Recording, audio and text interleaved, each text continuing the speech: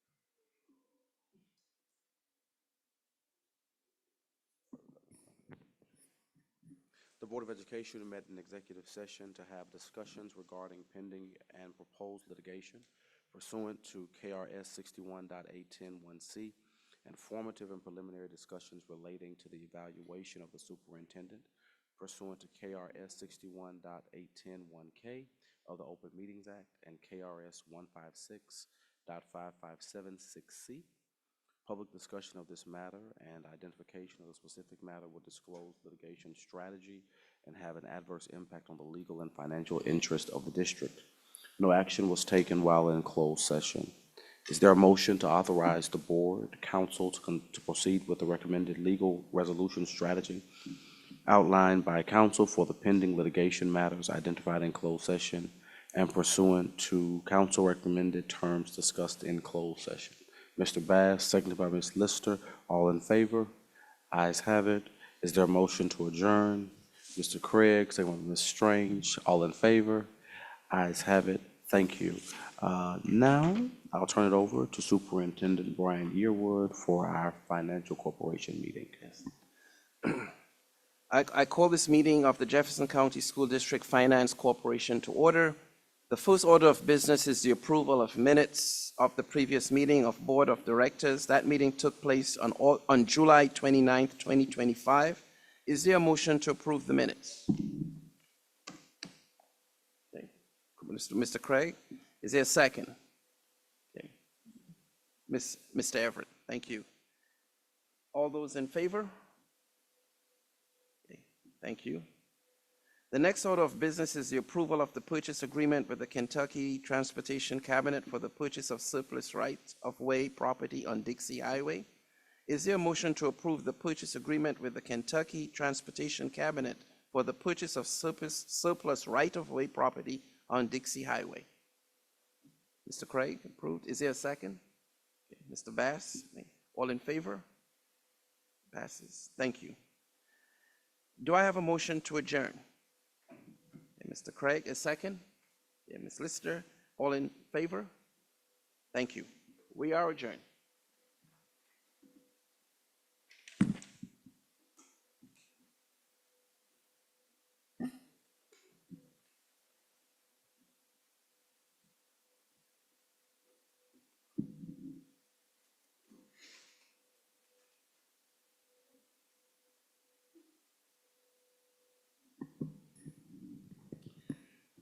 Welcome to the November 18th work session of the Jefferson County Board of Education. We are glad that you're here. Steve Jobs has an interesting quote. It says, "The only way to do great work is to love what you do. If you haven't found it yet, keep looking. Don't settle." When I think of a person who has excelled extraordinarily at the job that she does, it is Dr. Dina Dossett. Dr. Dina Dossett has been our data superwoman for over a decade now, I believe, in your current role. And she is retiring in just a few days. And tonight is her last JCPS board meeting. I don't know what you're going to do on Tuesday nights anymore. You're going to be so bored. But we wish you congratulations. We wish you a lot of joy and adventure and happy retirement. Will you all help me celebrate Dr. Dina Dossett?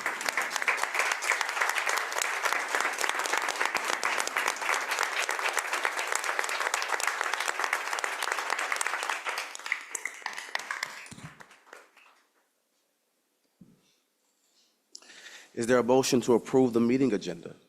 Mr. Bass, second by Mr. Craig, all in favor? Ayes have it. Is there a recommendation to approve the minutes of October 14? Ms. Strange, seconded by Mr. Craig, all in favor? Ayes have it. Thank you. There are persons requesting to address the board on action items or consent items. So at this time, Chief Callahan will play the video statement concerning public participation in meeting. In accordance with Board Policy 01.421, the board expects that persons who have signed up to address the board will limit their remarks to the subject that they listed at the time they signed up. that their presentation will not include any defamatory or abusive remarks about the subject, and that they will present their remarks in a manner that is consistent with the orderly conduct of the meeting. Also, in accordance with board policy, the board reserves the right to limit, extend, or terminate discussion on any subject. Discussion of personnel matters is not permitted, as state law requires that personnel matters are within the sole authority of the superintendent. The speaker may not initiate charges or complaints against an individual district employee by name or position in order to ensure confidentiality and fairness for the employee. Speakers before the entire board are not allowed to use props, displays, or any other objects during their remarks. Each speaker is allowed 3 minutes to address the board and may not share these minutes with any other speaker. At the end of 2.5 minutes, a bell will sound once. You will then have 30 seconds to finish your statement. At the end of 3 minutes, the bell will sound twice, indicating that your time is up. The superintendent will look into the speaker's issues and, if necessary, represent the board in following up or recommend action to the board. The full board policy concerning public participation in open meetings is available for viewing on our website and at our sign-in sheet. Aubrey Grace Ellis.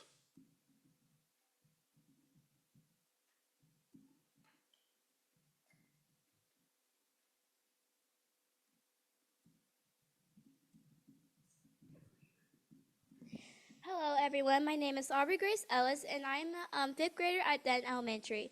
Of course, of me being a fifth grader at Denton Elementary, I need to go to a middle school, and I have selected to go to Echo Trail, but I may not be able to go to Echo Trail because of the rezoning. Now, Echo Trail is the best school that I want, and the reason why is because there are so many interactive clubs and sports, but Dr. Enderman, my principal, well, not my principal, but Echo Trail's principal, is bringing the whole entire school together as a family, and that's what I want, because as a fifth grader, you're starting a new life, a new journey, and just in general, a new you. Now, the main reason why I'm here is to help Echo Trail, if there are students in Echo Trail that are not zoned, could it be a contributing factor to Echo Trail being over capacity? The suggested plan should only apply to 27 through 28 sixth graders and transfer students and the 7th, 8th graders. Thank you. Thank you.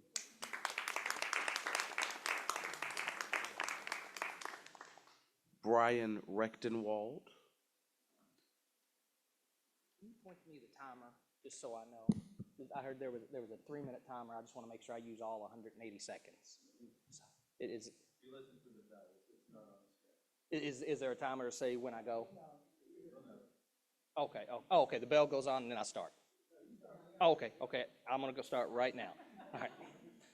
Overcrowding at Echo Trail needs to be addressed, but not with a boundary change. Board members, vote no to the boundary change tonight, and let's focus our energy on creating a short-term policy for all overcrowded JCPS schools to implement the 26-27 school year.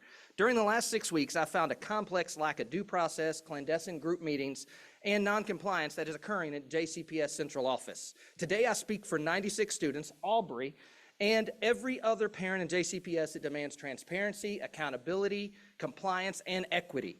A vote yes encourages JCPS's lack of due process. JCPS does not have any records of any open meetings for the public discussing the Echo Trail boundary changes. The Student Assignment Committee has been non-existent since October 2020. A vote yes encourages JCPS clandestine groups like through the Office of School Choice and other administrators both share that they were involved in cross-departmental meetings, that during these evasive meetings, policies, procedures were written behind closed doors in central office. Without open meetings, the policies and plans were never discussed or shared with stakeholders. Parents like myself never had a reasonable amount of time to contest the current proposal to change the boundary change of Echo Trail. Furthermore, the submission of the proposal as a consent item seems evasive in itself. A vote yes encourages noncompliance and policy negligence by not adhering to the boundary change timeline released to all parents on Friday, November 14th. The boundary change timeline states board decisions are made 15 months prior to implementation, and changes are finalized prior to the showcase of schools. JCPS School Finder had all 96 students attending Echo Trail at the start of the year while we attended the showcase of schools and Echo Trail's open house. And even today, the enrollment window currently is open. It shows Echo Trail. JCPS also lacks a policy for procedures to deal with overcrowded schools. The Office of School Choice and other administrators have a pattern of doing whatever it takes to move the 23-24 student assignment plan forward. The cross-department team and Office of School Choice is responsible for the 9 start times a few years ago, which led to the worst bus debacle in JCPS history, is responsible for eliminating magnet and traditional transportation. And these same administrators submitted an approved proposal to move boundaries for Ramsey Middle School in April to address overcrowding. However, Ramsey today is at 117% capacity. They failed. How many times will we give the cross-departmental team and Office of School Choice a free pass to submitting failed proposals without accountability, transparency, and compliance? Board members, vote no to the boundary change. Vote no to the lack of due process, clandestine groups, and noncompliance. Tonight, let stakeholders and JCPS administrators begin to work together again to find multiple short-term solutions to deal with all overcrowded schools in JCPS, beginning with Echo Trail. Finally, a yes vote after failing to address the concerns brought forth to you tonight would make the board complicit in denying the 96 students due process and their constitutional rights. Board members, please vote yes.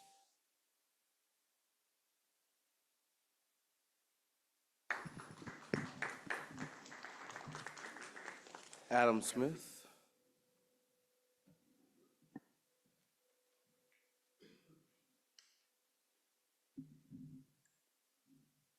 Good evening, members of the board, superintendent.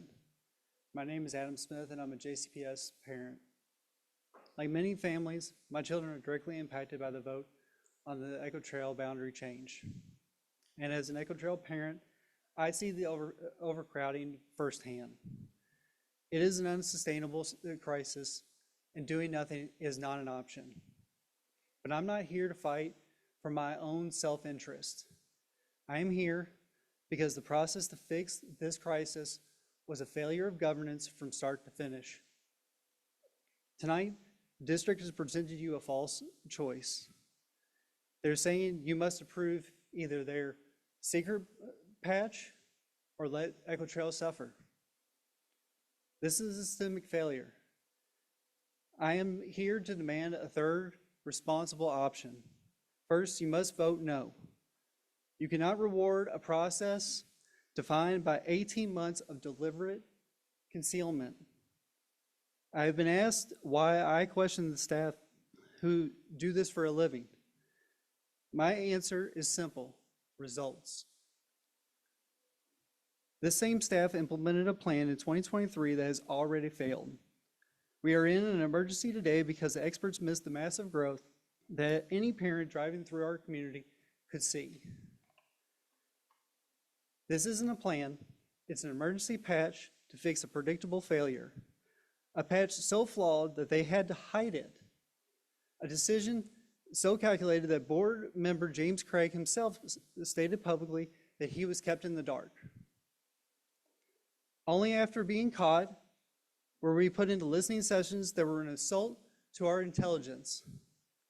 We were handled, not heard. You cannot govern without trust. And by hiding the truth for 18 months, the district continues to lose ours. And now they admit this fix won't last. Their email states the real review won't be implemented until 2028. They're asking you to approve a temporary patch today and kick the can down the road for another 4 years. So when you vote no, your work is not done. You must also demand an immediate 30-day emergency review. Direct the superintendent to convene a transparent working group, one that includes parents and the real data, to find a competent emergency solution for next year. Vote no on this patch. Demand a real solution. And finally, do not accept a new timeline as an apology. You must begin a formal independent investigation into how this culture of incompetence and secrecy has been allowed to fail our children. We are done being managed.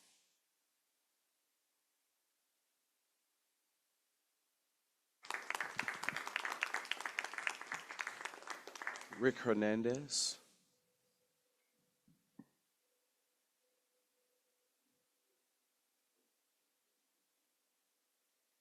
Good evening. My name is Rick Hernandez, and I'm here just to bring some concerns about some of your guys' school projects that you guys are doing in the JCPS area. The concern is what you guys are bringing in, awarding bids to out-of-town contractors who are then subbing work out to another contractor, who are then subbing it out to another contractor, which these contractors are misclassifying these workers, not paying payroll taxes, not bringing any money back into the economy here in Louisville. And they're working out of town, taking that money somewhere else. And my concern is, you guys are trying to cut budget and try to build some of these schools and shut down some of these schools while these out-of-towners are coming in, not putting money back into the economy and going somewhere and spending it and not paying their taxes in here, which is taking money away from some of these school buildings that we're doing. In particular, the one I'm talking about is Seneca High School coming up next year. That was awarded to a local GC contractor, but then he subbed the masonry out to Carmichael Masonry out of Lexington area, which then he subbed the work out to another contractor, which they misclassify the workers, probably don't have a drug program in there, don't have apprenticeship program, and they just misclassify all the way around the board. I just asked the school board that look into these future projects that are coming into Louisville and look at these contractors that are coming from out of town and doing the work, misclassifying, not paying taxes. And if this does gets approved and Carmichael does it, I ask that some kind of recommendation that they submit a certified payroll every week so we can see who's on the jobs and who's actually paying taxes. That's my spiel. Thank you.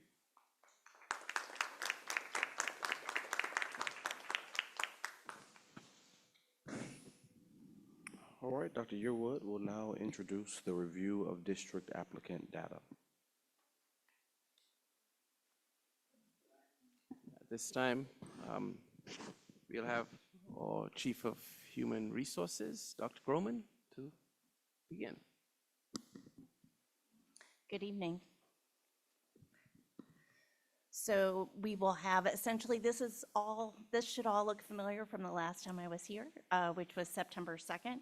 You will see the same information but new numbers, so it's the same format. As always, we will start with our mission and vision, and the way HR serves our mission and vision and supports our schools in achieving our goals. And this mission is through our recruiting and staffing and hiring. That's one piece of this, and that's the piece that I'm going to report on tonight. So we always start with how many teachers we have. When I first came to you July 8th, we had 6,030 with 362. These are classroom teacher vacancies. August 27th, you'll see 6,410 with 247. And as of November 6th, which was our cutoff date for tonight's data, 194. We had this graphic last time, which shows the movement each as we move through these periods, the month as we go. And as we talked about last time, it's hard to capture without showing the positions that are posted because they will carry over across the data sets. So you will have the positions, you have your positions that were posted to fill, those that were filled, those that were closed because the hiring manager or enrollment or whatever it may be necessitated closing those positions. And then we add those together to show what carried over into the next data set. And so that shows you the progression. We just added on so you could see the picture of when we started, which was March 1st of the transfer process to that November 6th. So that gives you that full picture of that time period. So average time from posting to acceptance is an interview and processing. You'll see across that during our transfer window, and we talked about this a little bit last time, in our transfer window, we're moving a little faster because we're not posting the positions quite the same way. It's also a time period when principals can move faster. They have committees set up and they're kind of rotating in mass, so it moves a little faster during that period. You'll notice it slows down when we get into the start of the school year because principals are then also focusing on other things in their building other than just hiring. It's not that they're not trying to hire, but they have competing priorities at that time. So it slows down just a little bit. You'll also see that September, October, that's when we did our adjustments for, we did a 20-day count instead of a 10-day count adjustment, which put us after Labor Day. And so that 23.1 was some of sorting through those closing positions, determining which positions would be moved and filled. And so that sorted out during that time period. This is the graphic that we showed you. This was last time I was here, August 20th, just to show you where we were. 247 certified vacancies total, with 222 of those classroom vacancies. That's where we were when I was here last. This next graphic will show you where we are now, which is 211. 192 of those classroom vacancies, 211 when you add in resource teachers and those that are not classroom. So that just shows that progression.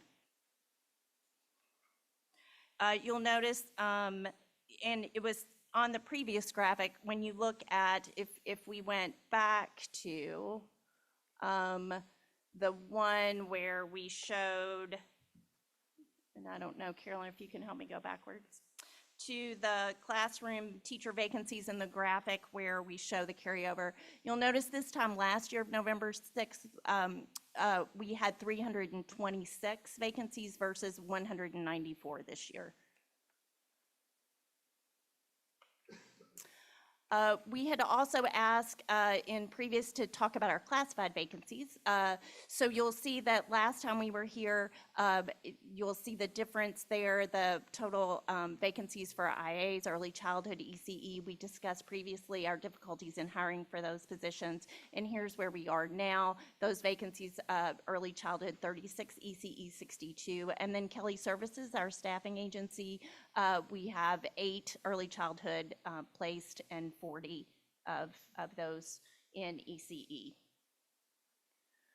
Operations, these are operations and facilities vacancies. We do not have bus drivers in this metric because we're always hiring bus drivers, so we don't really count those as vacancies. But you'll see those numbers where you're going from the 153 down to 78. And then central office, you'll see when we were here last, it was vacant 59 and now 46. Those numbers are not, there's not a lot of movement. We have a hiring pause now where we're reviewing all vacancies and only filling those that are critical with Dr. Yearwood's approval. And so you'll see those numbers there. And then finally, you'll see our total vacancies, that's certified and classified combined, June 23rd, which was the end of that first data set, 928 to today, or November 6th, which is 558. You'll see those retirements, resignations, and then we always like to focus on our retention rate. We've talked about that before, which is 95.8%. And then our recruitment initiatives, just what's going on in the district, things we've done over this year. We've hosted or attended 47 of those job fairs or events here. We had an aspiring educator fair just last Friday where we had approximately 128 people who are interested in being teachers come with, and we had university partners here to meet with those individuals to explore certification. We have a veteran program. We had one of our recruits through that program signed their contract today as a CTE teacher. We have 2 interns through that initiative currently working with us. It's something we're very excited about. You'll see some of our digital connections, how we're using social media to attract candidates. And then you'll also see our numbers from our teacher pipelines and how those, and we're also very proud of those numbers as well. And that's our presentation. Thank you, Chief Groman, for this presentation. Are there any questions? Mr. Everett? You're doing an awesome job. I mean, I just want to say these numbers are extremely impressive. On that note, the reason I'm so harping on this is even with that, as good as you're doing, we have 211 teacher vacancies still, correct? From what I read. So average class size around 25. Does that sound about accurate? I'm just doing rough math. It's still 5,200 kids that don't have a teacher right now. That's my biggest concern. So my ask to you is, like, how can we even go faster than what you're currently doing? Is it more recruiters? Is it another outside agency? I know we're stuck with like the vendor of how we apply, but what would you need from us to go faster? To go faster would be the systems, the more automated systems for HR that would just speed all of our processes in general. Okay. That would assist us greatly. Okay. The other, I mean, it's, as far as recruiting, and we've talked about this before, of course, I want to argue for investment in HR, but I also understand where we are Yeah. in the budget. Yeah. Which doesn't mean that we shouldn't or can't staff our classrooms, but that we are competing for the same pool as every other district around us. Yeah. And so whether we move faster or not, that's the barrier more than anything else. And how do we recruit them to come here? Yeah. I will say approximately 35% of those vacancies are ECE, Okay. and those teachers aren't out there. So how do we get ECE teachers to come here as Okay. opposed to going somewhere else? Okay. The one thing that we can do faster, and we've worked and been successful in working with the union, is in that transfer process, speeding that up, and getting more external, allowing us to recruit those external candidates earlier. We would, and so I hope that answers your question. Yeah. But No, that's great. I wanted the others to hear it, so I think we need to talk about investing in you more personally. And the last thing, I just saw it seemed to be a spike in the amount of closed position. What was the reason? that's the enrollment, that's that 10, 20-day adjustment. So you have positions out there you're adjusting based on the enrollment. And so sometimes if a school is under-enrolled, then they're not filling those positions. They don't need them. They're moving staff around within the school to cover those vacancies. And so they determine at that point in time that they're going to close those. They don't have the need. And you'll also see sometimes in that period, more positions being posted in particular places, and that's because the enrollment has grown there, so they need more teachers over here and less over here. Sure. So that's where you see that movement. And then last question, are we concerned at all about, in particular, maybe the classified staff of once the holidays hit, do we seem to see a spike in losing people after the holidays by any chance? Not that I've noticed. Okay. No. Okay, great. That's all I have, Corey. Ms. Strange? Thank you. So we currently have 211 teacher vacancies. Yes. Now, is that 211 representing permanent substitutes that are in classrooms? Or is this number real teachers? Or does it include those classrooms that have permanent subs? It would, I think the answer is that it would include the classes that have permanent subs. And when you say permanent subs, we have different types of subs. If you're talking about a long-term sub, we're trying to Yeah, I think fill that. long-term sub would be the Yeah, we're still trying to correct fill term. those positions. And yeah. are those positions included in that 211? Yes. Okay, Any other questions? that's it. Thank you. Thank you, Chief Groman, for this presentation. Great job. Dr. Yearwood will introduce now the report on environmental mitigation and monitoring at Dr. William H. Perry Elementary School. Yes, sir, I'd like to bring Dr. Folk up, or Chief Operating Officer. Operations Officer. And want to make sure we get in there, the future Dr. J. Blaine Hudson Middle School. We know that school will be built soon. We're extraordinarily excited about it, and we're interested in hearing this report on the mitigation strategies and monitoring moving forward.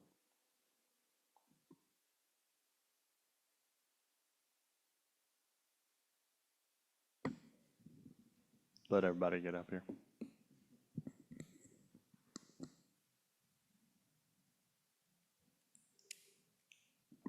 While they situate themselves, Mrs. Hudson is here tonight. And will you please stand, Ms. Hudson?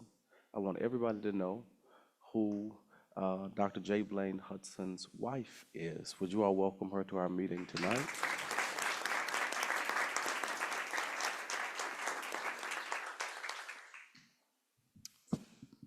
We're going to present tonight on the environmental mitigation update for both Dr. J. Blaine Hudson and William H. Perry. I'm joined by Susan Biazioli, our Director of Facility Planning. And we also have our environmental consultants for both sites.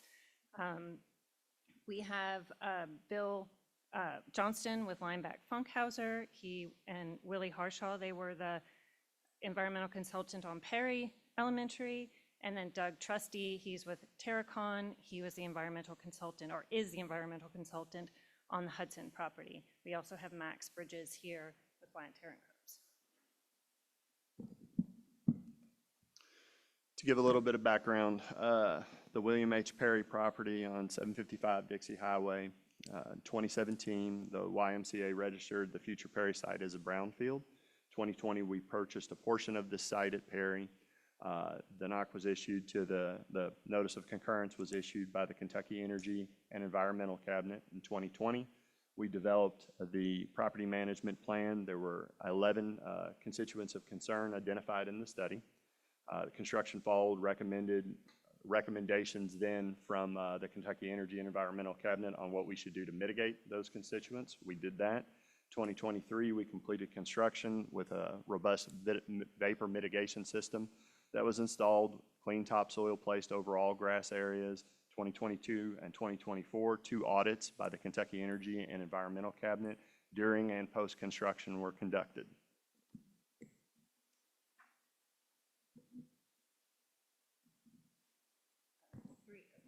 I got it. 3 rounds of testing at William H. Perry Elementary conducted by the Kentucky Energy Cabinet and JCPS all showed compliance with the property mitigation plan that was in place. In May, the vapor mitigation systems testing was done and performed as designed.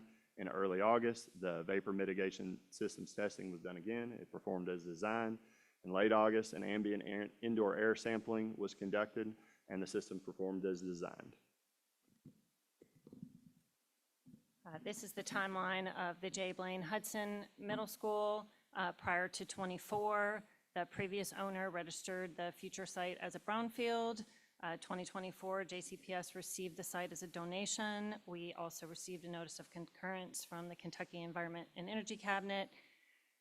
In 2025, we've developed a property management plan, which was submitted to and accepted by the Kentucky Energy and Environment Cabinet. It addresses groundwater, soil, materials on the site, and we have submitted construction plans to the Kentucky Energy Cabinet as well. Those include removal of some impacted soil, instructions for construction activities on the site, and a robust vapor mitigation system. This is just a diagram of the site of J. Blaine Hudson.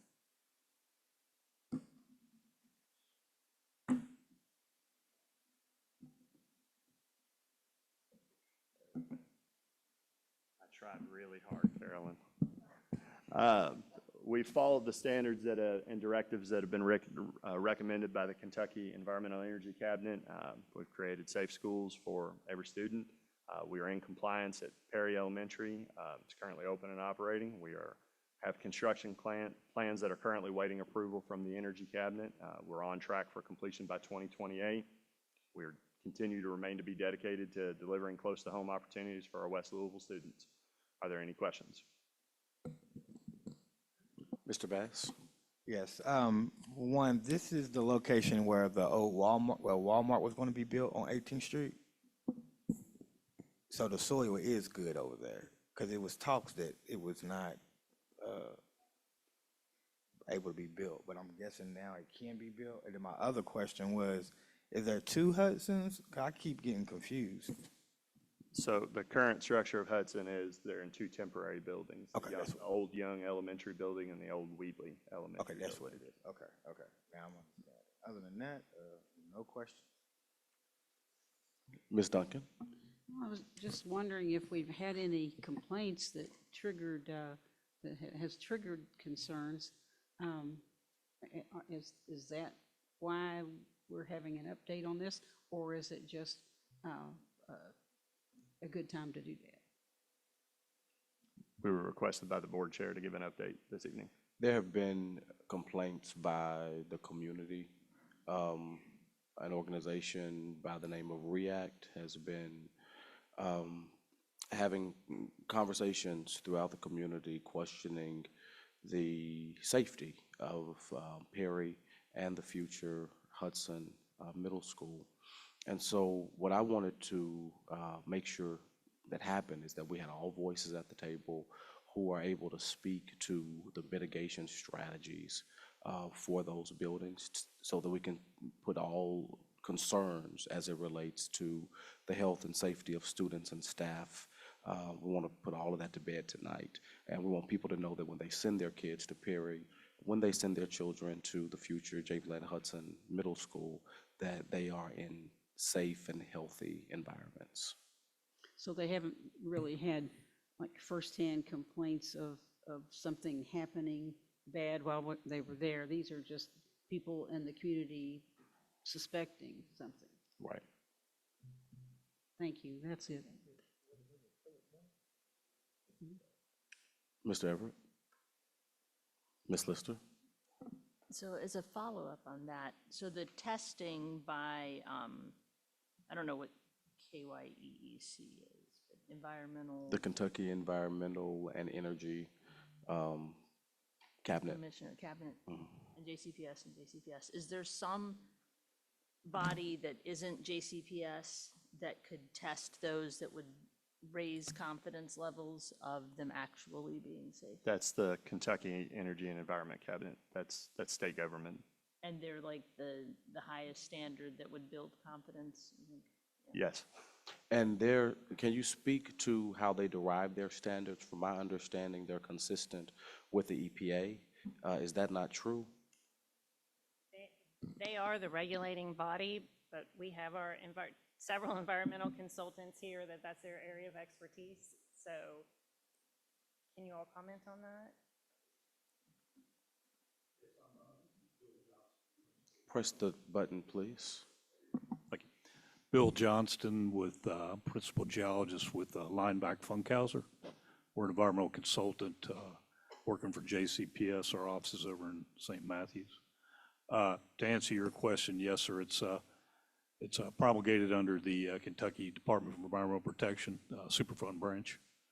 And the specific regulation for the brownfields, Kentucky Brownfield Redevelopment Program, is KRS 415.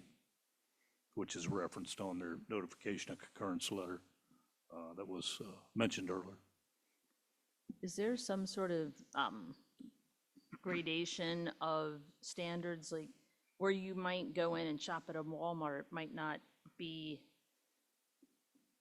as high a standard as where you're gonna have your kids every day for 5 days a week? So are there higher standards to be sure, like we're really sure this is a safe place?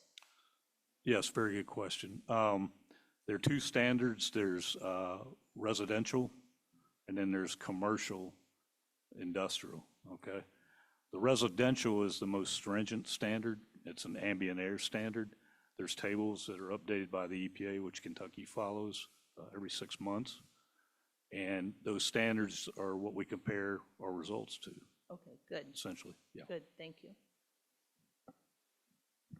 Ms. Strange?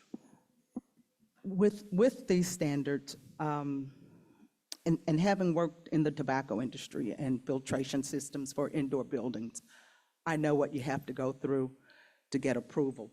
And so how can we help people understand that this is bigger than JCPS and that it is at the state level that makes sure that this area is clean, it's mitigated, and it's safe for students to attend the schools that are already built there and the schools that will be built there? I think I'll start the answer and then I can turn it over to Susan and the rest of the folks up here. First off, whenever we build a school, there are regulations that we are held to, and the environmental cabinet and their branch of the EPA are not going to let us build a school in an area that we think is unsafe. And then whatever the letter of the law asks us to do, obviously we comply with that, and when we can and where we think it is prudent, we go in excess of that. We have no reason to believe anyone at this table or anyone involved in the constructing either of these schools or the occupying of the current Perry Elementary that there is anything unsafe for our students. I mean, I have no issue sitting in front of you and saying I have 3 kids and I would send any of them to the building. So, does anyone else want to add anything? Hi, Max Bridges. I'm an environmental attorney in town at Wyatt. So when the state issues their notification of concurrence, that's the regulatory body that's concluding that your plan for the property is fully protective of human health and the environment, which they've done for both sites. And that's a very clear stamp of approval for both of those. And they're the body that regulates that. So the fact that they've done this for both sites is what we want. That's what we want to see. So after we submit our plans, we're approved, and as we start building, are there additional tests that we do subsequently to make sure the land is still safe and we're still meeting all of our obligations? They are testing material as they construct the project. If they haul off material, they have to test it, make sure it's going to the right place. The Kentucky Energy Cabinet has required post-testing at Hudson. That is part of our construction plans, and Terracon has submitted a post-testing plan for the Energy Cabinet. At Perry, we did not have post-testing requirement, but we did do the post-testing, as you saw up on the screen. Hey, hi, I'm Doug Trusty, geologist with Terracon Consultants. The notices of concurrence, KDEP, as Bill referred it to, the notices of concurrence look at the entire specific property management plan and say, yes, this works. This is going to protect the most sensitive possible population of people, because that's what the students are. The basic notice of concurrence, the overall plan, which includes, as was indicated, a very robust, my term, Cadillac vapor mitigation system to protect the students on this most sensitive issue. As it stands right now, the only plan that we are pending approval on, which is expected from KDEP any day, is a post-Hudson construction, pre-Hudson occupancy, before students even show up, sampling and analysis plan that will sample both beneath this protective barrier, the vapor mitigation system, and also at over a dozen locations at the same time, collect indoor air samples of this constructed building. We are simply waiting for that plan to be approved by KDEP, which should come literally any day. Okay, thank you. That is the final piece of the puzzle that Hudson is, that we're waiting on. Thank you. You're welcome. Mr. Crick, I think if any concerns by their representative who covers this area are met, mine are met as well. So I've got nothing. Thank you.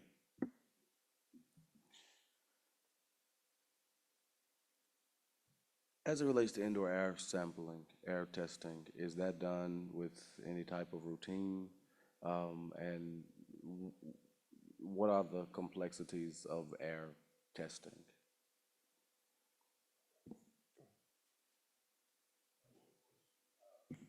Another good question. The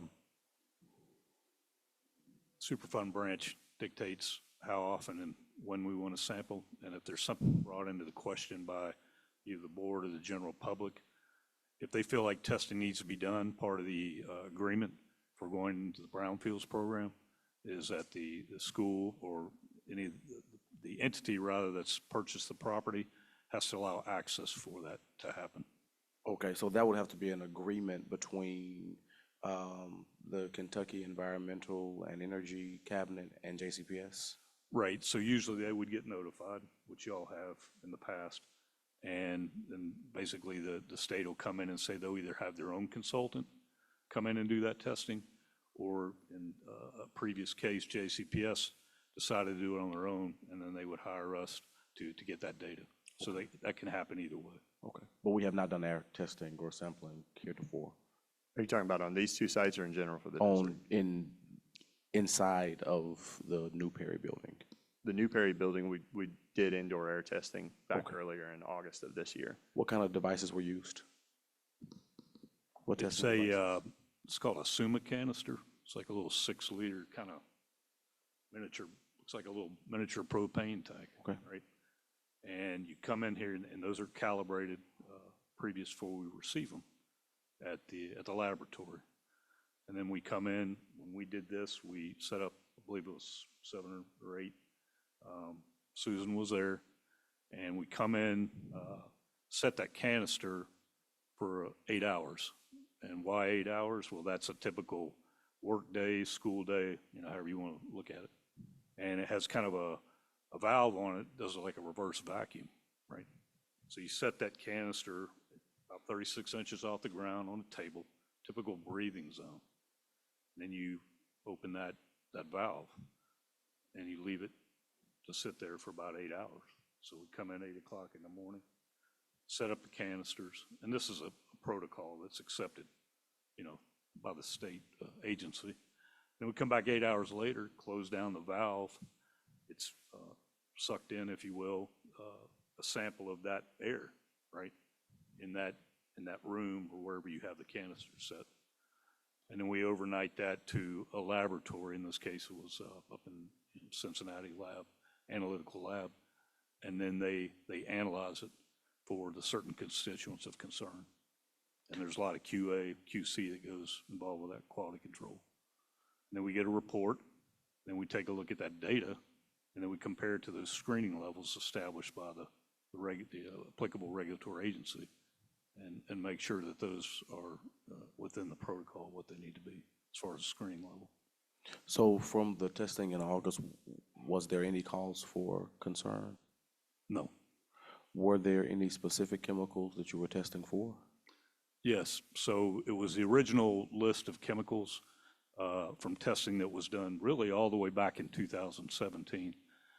Keep in mind, the project with Perry Elementary started all the way back with the YMCA purchasing the site, and that testing was done way back then. I wrote a property management plan for the YMCA. This was long before they had decided to put an elementary school behind it. So we did the work for them, did that whole city block. And because of the nature of that site, it was a tobacco processing plant, we were looking for chemicals of constituents of concern related to that type of manufacturing operation, right? So where the building footprint was going to be, where that YMCA sits now, we did testing, and that's what kind of prompted all this to begin with. We found there were some low levels, in the soil gas down there before that building was even built. And so I had to write in my property management plan, it was signed off by me. I'm a professional geologist registered in Kentucky. That basically says to address that exposure pathway, you've got to put in a vapor mitigation system in that building. And that's exactly what happened at the YMCA before they built it. Usually those are much easier to put in while you're building the building, like you're trying to do at middle school, instead of having to do it after the fact, which we've had to do before, which is a lot more expensive. So on the property where Perry sits, is the vapor mitigation system just under the footprint of the school, or does it expand beyond? It's just under the footprint of the school, because what you're trying to do is address the interior ambient air. See. As it relates to the vent risers on the roof, what is the maintenance schedule for that to make sure that we maintain the integrity of those? Well, our company wasn't involved with the actual installation of that system or the maintenance. We just wrote the plan that said that needed to be installed. So I don't know if we have a representative here from that company. It's a passive system, so there's really no maintenance per se. There's no moving parts. It's just pipes underground and under the building. I guess the only thing that could happen is if for some reason a pipe got crushed underground unexpectedly. Okay. Yeah, to kind of simplify that for you a little better. All right, so just picture you got a slab on grade building, which is the YMCA is the way that's constructed, and the elementary school is constructed. We have a gravel bed underneath that concrete slab, and that gravel is very, permeable material. Well, there's piping, horizontal piping that's slotted underneath that, and then we have vents that either can come up and out on the sidewalls, or in this case, up through the roof, above the roof line. And they're basically venting any of those vapors that could be being emitted from the subsurface. The reason it's called passive is there's no fan or anything to create a negative vacuum under that subslab. So it's a passive system, and that seems to be doing its job as a passive system. But let's say in the case that the sample results came back questionable, well, then we have an option to convert that to a active system. And that's simply putting a fan on those exhausts to create a negative vacuum underneath the subslab. So we always have a backup plan, right? Okay. But at the end of the day, we want to make sure, and we've already confirmed this, that that system's working properly, and that vapor exposure pathway has been eliminated. So everybody is safe. Okay. So are there any chemicals being produced through the vents on the roof from the? Well, yeah, that's the whole point, is anything so it's not getting into the interior building. And we're talking about fairly low levels here. It's not something you can smell or see, but it's coming up. It's kind of like, does anybody have a radon mitigation system in their house? Oh, here's one right here. Yeah. Okay. Radon is a gas, right? Can't see it, can't smell it, but we know it's a problem. Well, it's the same type of technology. You're trying to create that negative vacuum underneath that basement or that subslab or that slab on grade for your house. The whole premise is you're trying to get that radon gas up and out to the exterior, so whoever the occupants are inside the house or building are not being exposed. It's the same type of technology. With those chemicals being emitted through those vents, where are the chemicals settling? Well, you want to make a comment to that? Sure. Introduce you. Willie Harshaw, I'm a engineer with Lineback Funkhauser. Done a lot of these vapor mitigation systems. They will disperse very quickly from that vent, and they will probably disperse to the point where they are so dilute you couldn't even find them anymore if you use the canister method that Bill described. It's when you're inside a room like this, the air is going to change once an hour. If you're standing on the roof of that elementary school, it's changing once every 2 seconds. Wind dispersal. And even on a very calm day, it's still going to be the same. On a windy day, it's, Okay. We know that, buildings, new structures, they settle, sometimes creating cracks in the flooring. Is that a cause for concern? My understanding is there's a flexible plastic vapor barrier installed in addition to right underneath the concrete, and that it should take care of any sort of post-construction settling cracks. Okay. And also to that point, one of the requirements going in the program is you have to keep on site annual checklist, and for that reason, the cabinet will come. And they'll tell you that they're coming to do an audit to confirm what's in that property management plan that I wrote. Right, this is the way they bird dog it, and they'll tell you that they're coming to do an annual checklist. Well, something changes within that year. Well, they're going to want to see that. So when they arrive to do that audit, they're going to ask for a copy of that property management plan related to that site, which myself and Doug have written for each of these 2 schools. And they're also going to look for that annual checklist that's done every year annually to the date of this notification concurrence letter that was received that originally allowed the site to be entered in the program to begin with. And they're going to look at that, make sure everything is kosher as far as what they see in the field, which is what's in that property management plan. Any changes, even to that point, will be on that annual checklist. We'll make sure those are all in order. Then they're going to walk around, compare notes, take a few pictures, and that'll be the extent of an audit. And that's done, can be done every 2 years, 3 years. It's really dictated by the state. Now, if the state also wanted to come in and do any further testing for whatever reason, okay, the only obligation JCPS has is to allow them access to the site. And do we have any information from the state as to when they will, when is the next time for this testing to happen? No, they did the first round of testing, and they have not asked to do any follow-up testing. They did do an audit in 2024. As Bill was talking about, we gave them the paperwork. They found that we were in compliance, and I fully expect they'll probably do another one at some point. Okay, but it's spontaneous, the way they schedule them. And also, just to add, this is a very transparent process. Everything that's submitted to the state, regardless of what it is, becomes public record. Okay. And anybody can, through a FOIA request, can get that information. Okay, so if our community members would like more information concerning the Perry property or the Hudson property, they can OR the State Department of Environmental and Energy Cabinet and get that information produced. Yes, sir, that's correct. Wonderful. All right. Mr. Craig. I'm sorry, my lawyer brain, I heard a lot, and so I have two follow-up questions. Yes, sir. The underground ventilation system that you've described with the plastic barrier, what is its useful life? Again, I can't, most of the time they're, indefinite life with, operation maintenance, periodic maintenance.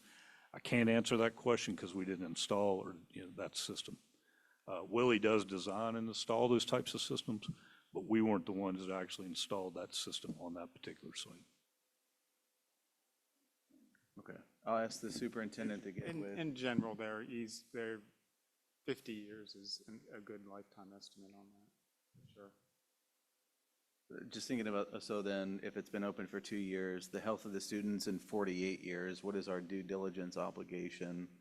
Do we need to do anything at this point now, Dr. Falk or Dr. Yearwood, to ensure that we're meeting it then? Well, like Bill said, it's an upgradable system. For instance, if that vapor barrier in 50 years failed, you just add a fan. And that's going to take care of it's going to suck air much faster. Maybe in 50 years, you do more of the SUMA canister testing to see whether the building is still safe. Okay. The follow-up question I had is the August 25 canister testing that was completed. Is it possible for that to be provided, Dr. Falk, to the board along with a one-page executive summary that would summarize its results for us so that we can understand it? Absolutely. Thank you very much. And to all of you, but to the non-JCPS personnel too, thank you. Are there any other questions? Okay. One more time, would you introduce yourself, just for the record? Gentleman in the blue shirt. William Harshaw with Lineback Funkhauser. Okay. Yes. Bill Johnston, Principal Geologist with Lineback Funkhauser. Okay. Doug Trusty, Senior Geologist, Terracon Consultants, and as Bill indicated, you and I are probably at 40 years of licensed geology, at least. Okay. Max Bridges at Wyatt. Thank you. Rob Falk, COO. Okay. Susan Biazioli, Executive Director, Facility Planning. Okay. Please accept my thanks for being here with us tonight, for taking time to answer our questions, and literally clearing the air for our community. Thank you. Have a good evening.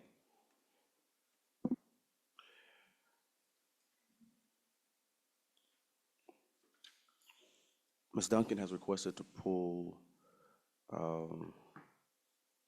consent item O down. She has also asked to pull down consent item R. Mr. Everett and Ms. Duncan have asked to pull down consent item U.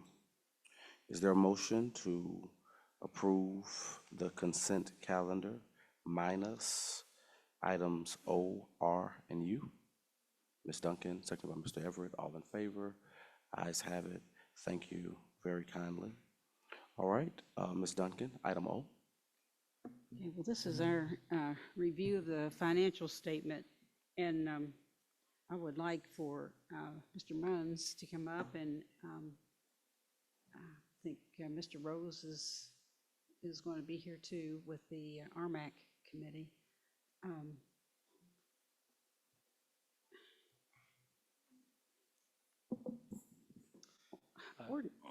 James Rose couldn't be here. He's traveling currently. But we're happy to answer any questions, or if you'd like, I can just kind of give a preamble. Well, I would like for you to do that, and the role of RMAC played in this particular report. Absolutely. So I appreciate the opportunity to talk about it.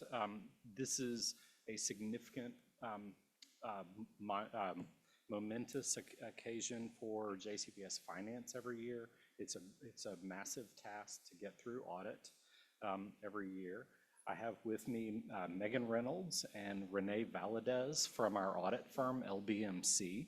This is our first year of an audit contract that has 4 renewals, potential renewals.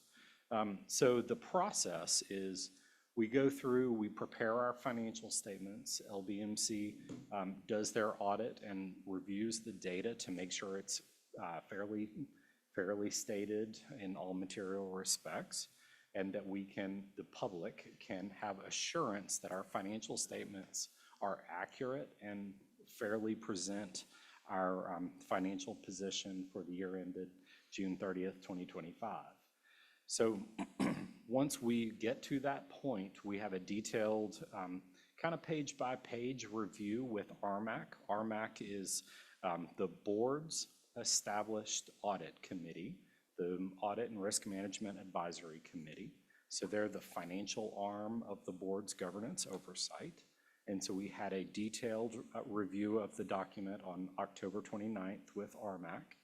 And at that time, we were available, LBMC was available to answer any questions that came up during the audit, to answer questions about the numbers themselves, the detailed numbers. And we had a good spirited discussion, and they were pleased with the results of the audit.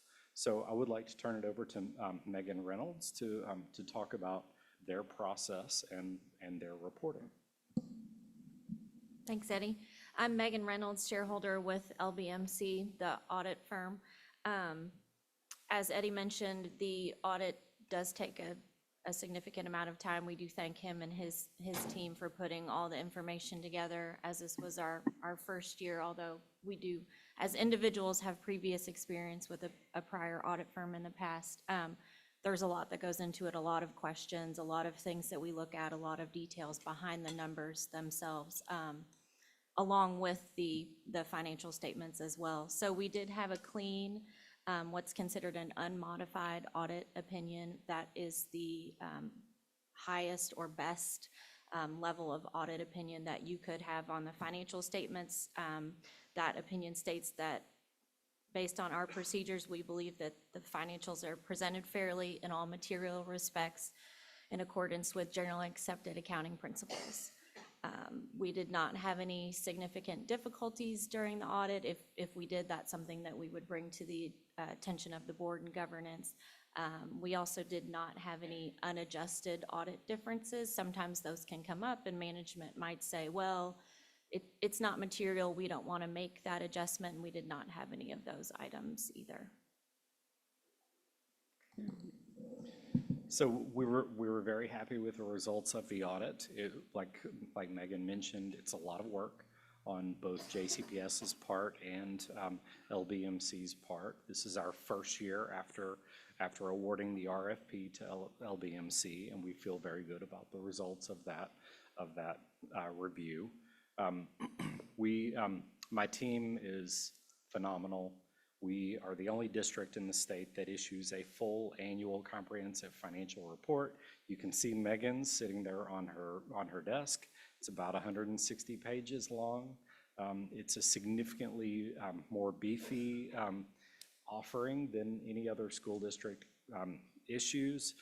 The differences are there's a letter of transmittal in the front that gives context around JCPS. It talks about our board governance.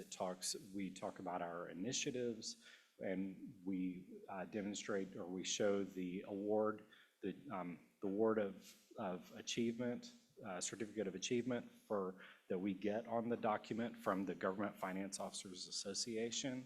That's something we will be applying for after this document is approved.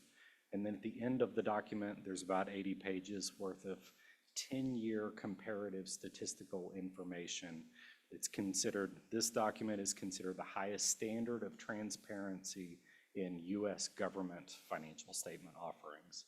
And we have multiple years worth on our website available to the general public at any time. Well, I know how I was particularly interested in this audit because of our financial situation that we have right now that we're facing. But I was so really pleased to identify so many positive statements that were in here about what we're doing. And, you know, I just wanted to mention some of them, some of the positive things that just kept jumping out when I read through, you know, whatever, and these aren't huge things, but they are positive. When it talks about reasonable statements, fairly stated statements, we have regular audits. Said the finest, the audit presents, reading my writing is always a challenge. The audit presents fairly the financial position of all components. That's in quotes from there. Says the statements are free of aforementioned misstatements, so that we don't have any misstatements in here that were found. The financial position of the district remains stable and strong with an operating budget of $2.4 billion. So I think it's important to hear that we're stable and strong. I noticed attendance improved, and that's a big help for us, but attendance improved just a point. And if you've ever been on an attendance committee in a school and you work and work and work and work all year long, if you can get a half a point up, you have really accomplished something, and we're up a point over last year. So I was pleased to see that. I did mention the legislature and the fact that they need to be contributing more to our healthcare for our retired teachers, healthcare funds that we're not fully funding, and that our contribution continues to rise. Mentioned our increase in improved school facilities, and it says Jefferson County has a healthy revenue stream, up 6.9%. Of our revenue was up 6.9% over last year, and that's with lowering our tax rate, so that when we figure that, so that we'll be in compliance with the law at 4%, and we still were able to bring in 6.9% more than last year. So these are very positive things for me, and I'm very pleased to see these coming out in this audit. And I know we have a big mountain ahead of us that we're going to be working on, but we're basically very stable, and I'm so relieved to see that. And basically this says that everything that we've been told is just the truth about what's going on with us, and we have to just dig in and figure out how to decide what goes and what stays and what will have to go in the future. I did have a question about enrollment. It said, you know, our enrollment was projected at 96,800, but then in the report, it didn't really mention what the enrollment is. Do we happen to know what our enrollment is right now? It was projected to be 96,800, but are we there? It's just over 94,000, but under 94,500. So Okay. between 94,000 and 94,500. I don't have the exact student number, but we can get you that information. Okay, I appreciate that. Thank you. Thank you so much for this audit. I probably had to dig through it myself this time more than I usually do, but I actually was more interested in trying to identify these things in it. So thank you all very much. I enjoyed it. Thank you, Ms. Duncan. Are there any questions on consent item O? Question is, this is on consent tonight. it was an information item for the first 5 years that I was on the Board of Ed.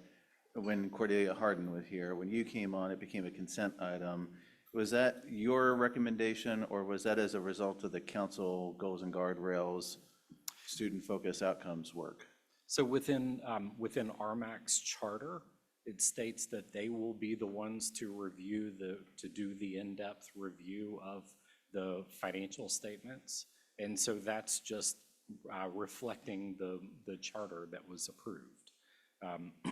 So that's something I'm happy to change that going forward to do this. So that means it wasn't the board, because RMAC existed here before you got here as well.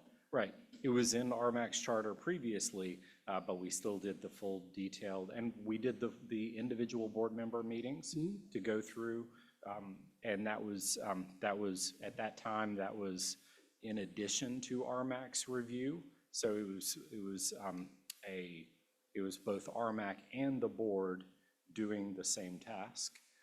So if that's something that we would rather go back to, then I'm happy to accommodate.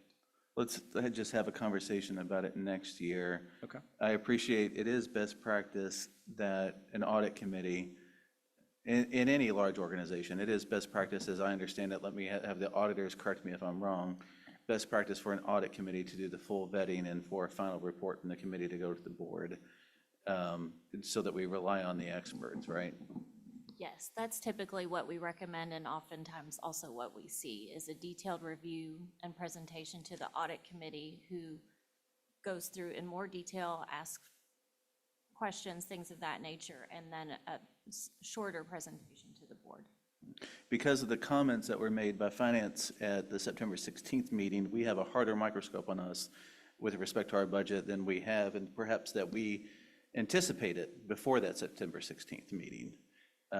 So given where we are as a consequence of that meeting, I just want the community to know that we are ensuring that we're following best practice with respect to the review of this audit. Absolutely. Y'all are following best practice with respect to this audit. In addition, if any board member would like to sit down, go over, has any questions on any financial matter, I'm always available. Thank you. Thank you. Any other questions? Consent item O. All right, consent item R. Ms. Duncan, did you have a question on the board meeting schedule? Well, I just want to speak my piece on this one. This is concerning our meeting schedule next year, and my concern about reducing our numbers of meetings down to 15 for next year. And I just worry about us having adequate time to be able to digest the materials in a month's worth of material for a meeting that, when we go back to monitoring goals and guardrails, will be half the meeting. But I just have concerns about that, and I feel like the board is kind of being minimized when we reduce our meetings in this way. But I will agree to go along with this, and I would like to check it out at the end of this year and see if anybody else is having any issues about trying to process the amount of material that we have to for a once-a-month meeting. Thank you, Ms. Duncan. Mr. Everett, you have asked to pull down item U.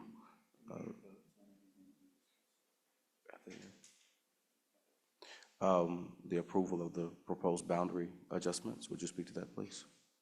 Yeah, I'd like for the district, whether it's Dr. Moore or Dr. Folt, to just talk through how we came to the decision on the boundary we ended up on.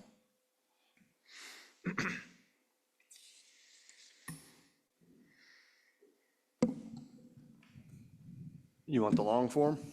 Sure. No, short. He said yes. Long form or short? Let's do the short form. All right, short form. From our standpoint in operations, we analyze the demographics and then the overall patterns of the district and make recommendations to the schools division in concert with our outside consultant. Echo Trail currently is overcrowded. It is 117% of optimal capacity and it's projected to reach 133% next year if we take no action. In contrast, Crosby Middle School is under capacity at just at 75%.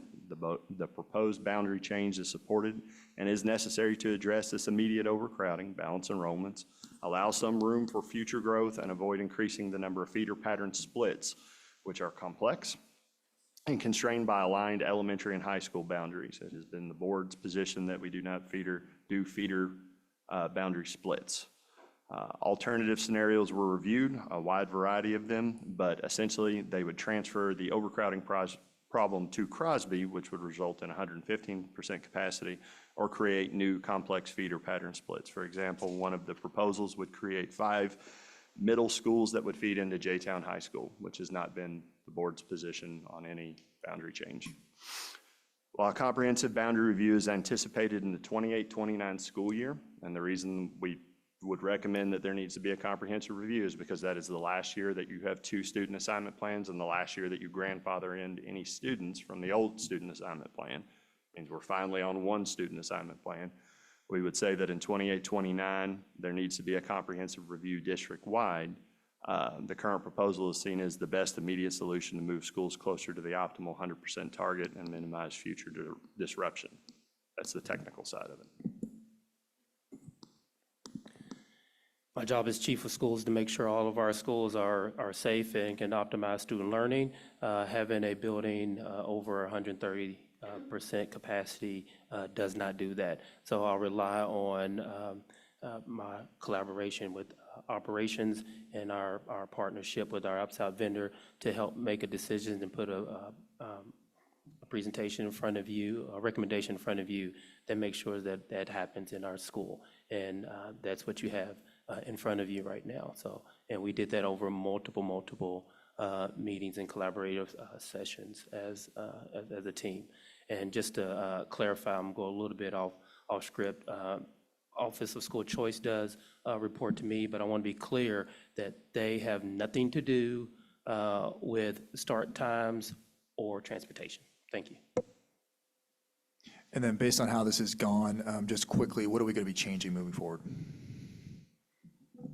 Operations proposed to the board, and I believe that was published last week, what JCPS should do for boundary adjustment changes moving forward in the future. Essentially what we see and what we think is the correct course of action for the district for analyzing boundary changes is many months in advance, effectively more than a year and a half, when we can. Now, there are always exceptions to every rule.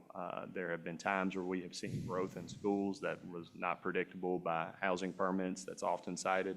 What we see with housing permits, and especially permits that are issued in the city, one example being there was 1,200 permits issued in an area around one of our schools.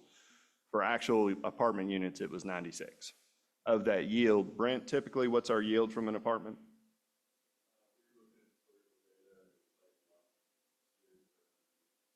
One student per 100 units. So we would like to have a better metric to be able to predict that. But I mean, we're also predicting how many people will move in and have school-aged kids, which is, we can be wrong.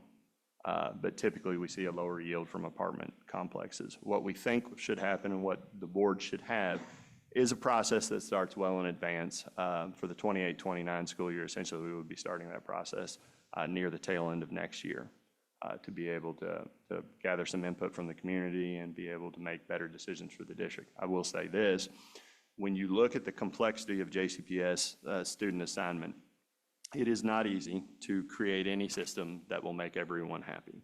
Often we are asked, like, why can't we draw boundaries for everyone to go to their closest school? Because if we did that with the current physical location of our buildings, some of our buildings would be at over 115% capacity, some of them would be under 60% capacity. We have a district that has built buildings and maintained them since Portland, which was built in the 1800s, where we may not have students necessarily in the same area where we have the density of buildings.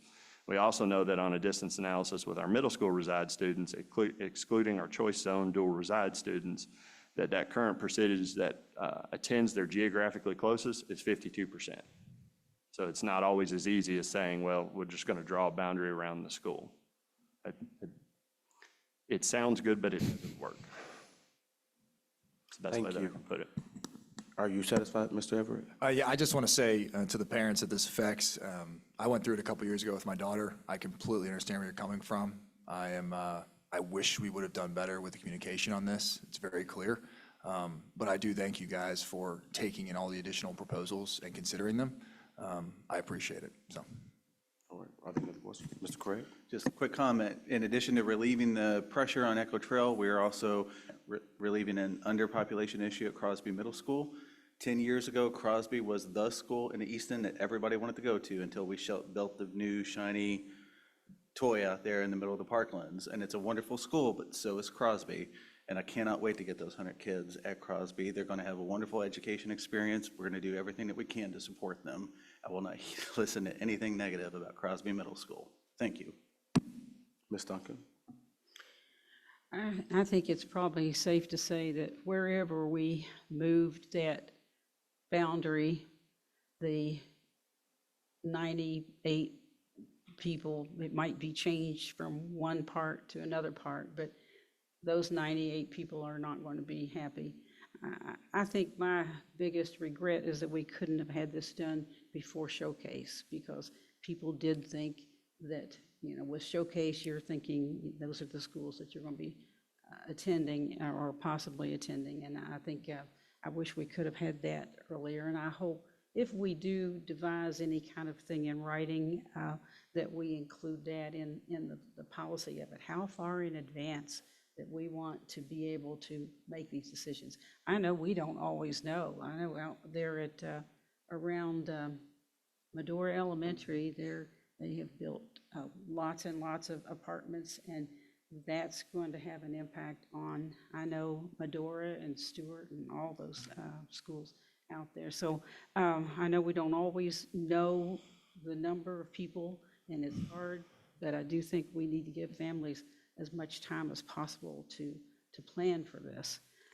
I don't think we could have more meetings. I know people have talked about having more meetings and more parents talk about it, but we'd still be faced with the same thing of we need to reduce the number of kids by 300 some way going to Echo Trail for now. And later on, it may be even a different situation.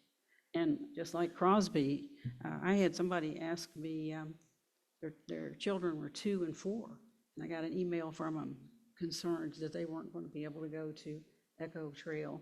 And I told them, just hold on. And by the time that they get there, Crosby Middle School will probably be, it'll probably be a brand new school. So lots of things can change in that amount of time. And I know how disappointing it is when you have a school you've picked out and you think that's where you're going to go. And I would have been extremely disappointed if mine couldn't make their schools, but I appreciate that. And I just hope that people understand we do the best we can. We use our experts. We had an outside consultant who helped also devise this. We have so many factors that have to be considered, not just sheer numbers, but factors that include transportation and so many other things, the feeder patterns of the schools, so many things that have to be considered. So please, you just have to trust that our people know what they're doing, and if they don't, we will hold them accountable. If we do it the way other people tell us to do it, then we can't hold anyone else accountable other than the people that work for us and make these recommendations. Those are the ones that we can hold accountable. But anyway, I appreciate all the hard work on this and everybody's hard work, the parents' hard work, the ones who fought so hard to try and make some changes on this. But anyway, Thank you, Ms. Duncan. Mr. Bass? Thank you. I have 2 things. One, I asked that in the future we have, I guess, over communication because I'm a parent as well, and it does seem like a lot of parents, even though with 18 months, I think if we was to put over communication and being transparent, then the questions that's going on wouldn't happen. And my last thing is, in the future, I'm confident that all the schools should be up to par. Because what it seems like is, and which makes sense, parents want the best for their child. So a lot of parents was moving to get in there, and I didn't think about the new apartments being built. They got to take that in consideration. So we all want the best for our children, and so with that being said, we have to make sure that every school in JCPS is great, is good, so we don't have to keep moving around, and I just see so much, and I'm like, it doesn't make sense. So in the future, JCPS, everybody, every school needs to be, I know it just seems like a dream, but I just feel like every school should be equal, and we wouldn't have this problem. If we wouldn't have this. Shawnee should have the same type of education as Echo Trails. That's what I'm tired of, honestly. So in the future, let's be more productive in getting every school up to par. If you live in the community, I advise you to join the PTA, SBDM, figure out how to get these babies all on the same level, because you keep moving, it's gonna keep switching. You can go from the east side to Shawnee, the education's gonna shift. Until you be honest with what's going on here, we have to just be honest. So that's all I'm gonna say about that. No further comment. All right. Ms. Duncan? I did have one more question. I want clarified for parents. Lots of questions around the sibling thing. So if maybe Rob can come back up and clarify what we're envisioning for siblings, because we'll have siblings that will be in the school at the same time, and they will be coming in one year and then one right after that. So we need to have some clarification for parents to make sure they know. You want to join me, Chief Moore? That's not under me, but I can answer it. Well, Robert. So what school choice has said that traditionally when we've done boundary reassignments like this, they will try to do their best to honor sibling transfers, and siblings would be able to ride the bus with an older sibling until they go to ninth grade. That grandfathering then ends, and that has been a standard district practice for time immemorial. But the sibling, when the one leaves, transportation won't be provided anymore, but the other one can continue to go there. Correct. Thank you so much. Anything to add to that? Okay. Are there any other questions about item U? Okay. Just as a parenthetical comment, those who are chairing committees, I think this issue gives you something to work on. Board Member Lister, who is chairing our policy committee, if you could see to it that a policy is created around the ways in which we undertake boundary changes, so that when we have this comprehensive review, I guess at the tail end of 2026, we'll be prepared for that from a policy perspective. Board Member Strange is heading up our facilities committee, and there's a lot of creative work to be done as it relates to the improvement of our infrastructure. And of course, Board Member Everett is the board liaison to RMAC, and so thank you for communicating with them and really helping us walk side by side as we seek to be good stewards of this district. Is there a motion to approve consent item O? Mr. Bass, seconded by Ms. Duncan. All in favor? Ayes have it. Is there a motion to approve consent item R? Mr. Craig, seconded by Mr. Everett. All in favor? Ayes have it. Thank you. Is there a motion to approve consent item U? Mr. Craig, seconded by Mr. Everett. All in favor? Ayes have it. Is there a motion to adjourn at 7:41 p.m.? Mr. Bass, seconded by Ms. Lister. All in favor? Ayes have it. Have a good night, ladies and gentlemen.